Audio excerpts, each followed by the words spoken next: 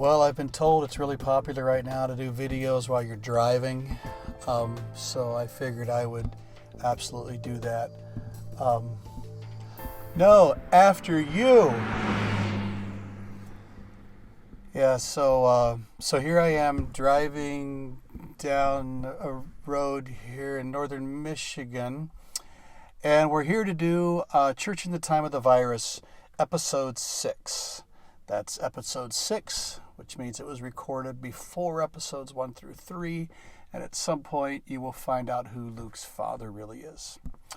So this is a follow-up on what it means to be faithful and not faith-foolish. I offered the following definition of faith in the previous episode. Faith is trust that brings humble obedience. We talked already about trust, so let's look at how humble obedience is part of faith. Hey! Slow down! It's not a race! James, the brother of Jesus, wrote the classic passage on this, right? He said, faith without works is dead. You say you have faith without works, and I'll show you my faith by my works. A.W. Tozer says, the Bible recognizes no faith that does not lead to obedience, nor does it recognize any obedience that does not spring from faith. The two are opposite sides of the same coin. Charles Spurgeon says, you and I must be willing to do what God tells us, as God tells us, when God tells us, because God tells us. But only strong faith will be equal to such obedience. Jesus summarized 600 plus Old Testament laws for his Jewish audience with two commands. The first is to love God. The second is like it in nature and in character. Love others as you wish to be loved. Loving my neighbor is inescapably connected with loving God. So, being full of faith is going to include not only being full of love for God, but being full of love for my neighbor. So for the Christian, this means at all times we're on a mission to share the good news of the saving grace of Jesus. I would want others to tell me life-saving news. I'll tell others myself. There's also a ton of ways the Bible talks about how our words, our character, and our actions are all to be built and used in the service of God, which inevitably means the service of others. In fact, Jesus later amends his initial summary of the law and changes the last part to love others as I have loved you. That's the radical, self-sacrificial agape love. How we love others ought to reflect something about how God loves us through Jesus. Right now, I suspect that loving God, that's the first part of that command, is deeply intertwined with taking seriously God's admonition to honor God's authorities in our lives. So for the past 3 years, I've repeatedly heard that President Trump is God's leader for this time because God appoints or ordains leaders in government. All right. And be obedient. If all our political leaders have been appointed by God for this time, and I think if you're going to be consistent, you have to say they are, then be obedient to governors and mayors also. This past week, both President Trump and Vice President Pence have pleaded with churches to keep meetings under 10 people. Unless our leaders call us to denounce Jesus or to actively commit sin, our call is to be obedient. Now, I'm sympathetic to the argument that meeting together as a church is a command, and if not assembling or a denial of our faith or an act of sin, we ought to continue to do it anyway. In fact, a few friends and I have been hashing this out, and we don't all agree. Like I said, I'm sympathetic, but I'm not convinced. When we fast from eating, we don't do so because we've given up on food, or we hate food, or we're embarrassed to like food, or because we'll never eat food again. When Christians fast, the idea is that we're denying ourselves something good in order for something better to happen. When we eat again, that something good tastes very good indeed. Jon Bloom wrote in an article called When God is Silent, deprivation draws out desire. Absence heightens desire. The more heightened the desire, the greater its satisfaction will be. It is the mourning that will know the joy of comfort, Matthew 5:4. It's the hungry and thirsty that will be satisfied, Matthew 5:6. Longing makes us ask. Emptiness makes us seek. It's the desert that awakens and sustains desire. It's the desert that dries up our infatuation with worldliness. It's the desert that draws us to the well of the world to come. Perhaps think of this as a time of fasting from corporate gathering, a deprivation that draws out desire, a desert that creates a longing for the richness of gathering with others around the well. We don't cancel meetings because we've given up on church, or we hate congregational gatherings, or we're embarrassed to like Jesus or the church, or because we'll never attend again.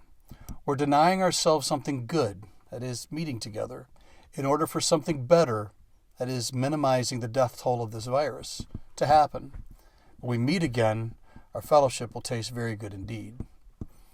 Meanwhile, thanks to technology, we can read the Bible, pray, listen to worship music, post our own stuff like this, and have Zoom meetings like our small group does. If this were to become an ongoing reality of the world, well, then I envision a lot of negotiation on the part of churches to find ways to meet. And as time passes, a lot of clever ways to meet that honor both the spirit and the letter of the law. But as far as we know, this is for a relatively short season. It'll pass. So that's looking at it as a citizen. Let's look at it as a neighbor. Right now, there are new and timely ways to be obedient to the command to love my neighbor. One way is to use whatever resources God's given me to help those in need.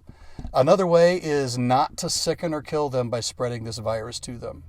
So, a couple things worth noting. First, gathering together as a large group endangers the lives of others in and outside the church, not because we're Christians, but because we're carriers or potential carriers, and our close physical proximity has a high risk of spreading something that will cause death in some. Even if we're not afraid of death, and I hope as Christians that we're not, we could leave a corporate gathering and unwittingly take death to our neighbor. I think loving my neighbor includes doing what I can not to do that. Second, those outside the church observe the entire church sacrificing something that we highly value for the sake of the health of the city. Is there a more practical way right now to show that we value the good and the flourishing of all of God's image bearers? When the Israelites were in exile in Babylon, God told them to embed themselves in the city and to pray for the city's good. We should do the same.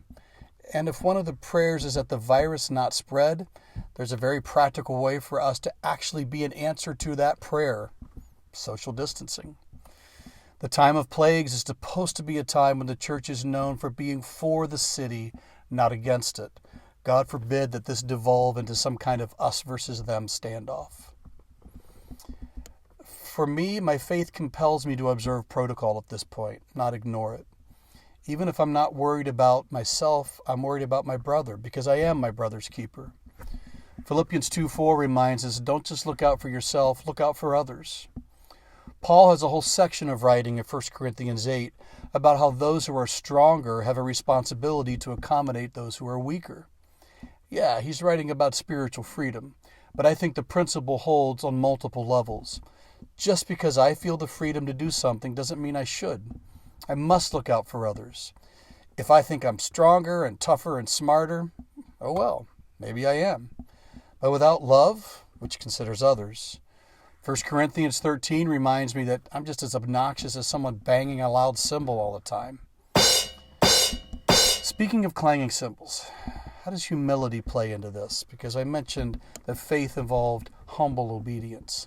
I'm going to stand on Spurgeon's shoulders once again as he talks about the importance of humility.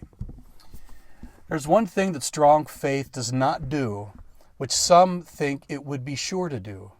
It never blusters, it never talks big and boasts about what it will accomplish. Though all men should forsake thee, yet will not I, is not the language of strong faith. That's the prattle of Master Peter with his pride uppermost. Some men are in their own opinion in such a fine condition that they could push the whole world before them and drag the church after them. Yes, but there's a great deal of difference between confidence in yourself and confidence in God. I've noticed that the faith which goes forth against the world with the dauntless courage of a lion is the very faith which lies down like a lamb at Jesus' feet. The next thing to I can do all things is without Christ I can do nothing. Consciousness of personal weakness attends a brave reliance upon God. It shows itself in modesty and quietude of manner. Barking dogs do not often bite, and these men who promise much very seldom perform. Strong faith has a quiet tongue and does the daring deed without preliminary boasting. It does not advertise its coming victories, but it falls upon the Midianites at the dead of night, and with its lamps and pitchers puts them to rout. Point me to one boastful word that ever fell from Abraham. All the scriptural heroes of faith were doers, not blusterers. David said little to his envious brothers, but he brought home the giant's bleeding head and bade its dumb mouth tell of what he had done. So may I just say this about humility. When people of faith shout their faith from the rooftops to boast of daring deeds and coming victories that will push the world before them as they drag the church with them, that's just not something that's modeled in the Bible. Great faith will announce itself. It needs no herald to blow its own trumpet. So the faithful trust that God and God alone is on the throne. The faithful surrender to the will of the King with humility and service. Trust and obey, said the old hymn. There's no other way to be happy in Jesus but to trust and obey. Faith is trust that brings humble obedience. May we faithfully and lovingly present with the measure of faith God has given to us. And now for parallel parking.